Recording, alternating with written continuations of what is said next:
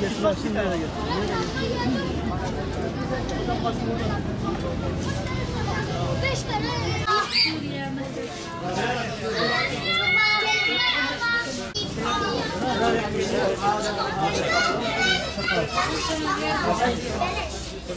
Evet, yardır olarak zaten Allah'ın izniyle her sene bu tür kermesleri düzenliyoruz. İnşallah bu sene de birinci kermesimizdir. Bu kermesimizin amacı fakir ve öğrenciler yararına düzenledik. Fakir ve mağdur öğrencilerimiz bunlar tamamen yatılı olarak kalıyorlar, bizde kalıyorlar. Bunların tamamen iaşelerini biz karşılıyoruz. Yaklaşık olarak 30 küsür öğrencilerimiz vardır.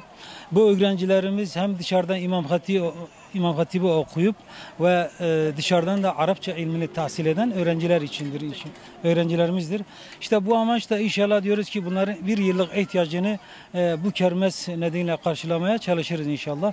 Allah-u Teala nasip ederse istediğimiz rakamı ve meblağı inşallah buluruz. Yani hemen diyebiliriz her eşyadan bulunmaktadır. Çünkü biz karma olarak, karışık olarak zaten Urfa'daki bütün hemen esnaf kardeşlerimizi ziyaret ettik. Herkesin elinden geldiğince yardım etmeye çalıştılar. O yüzden yani karışık bir eşyamız vardı. Züccaciyeden plastiğe. Efendim hemen ne ararsan çaydan bardağa kadar fincanlara kadar her şey bulunmaktadır.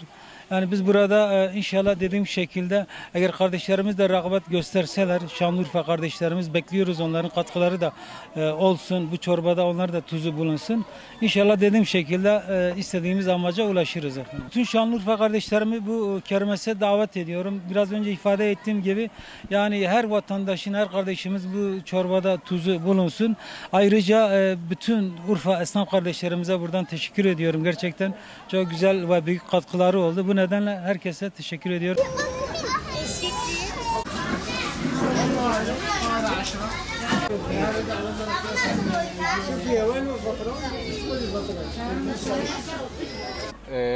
Adım Muhammed Ata Akyüz. Diyarbakırlıyım. Burada öğrenciyim. Üniversite öğrencisiyim. Portakal suyu yapıyoruz. İşte cüzi bir miktarda veriyoruz. Hayır olsun diye katkıda bulunuyoruz. Peki nasıl yapıyorsunuz? Makinede mi yapıyorsunuz bunu? Makinede şu şekilde kesiyoruz, ikiye bölüyoruz ve burada sıkıyoruz. Suyunu çıkarıyoruz. Yani siz öğrencisiniz ama buraya Allah razı olsun. Gelmişiz. Allah razı olsun dedik, bir katkı olsun. Bu şekilde.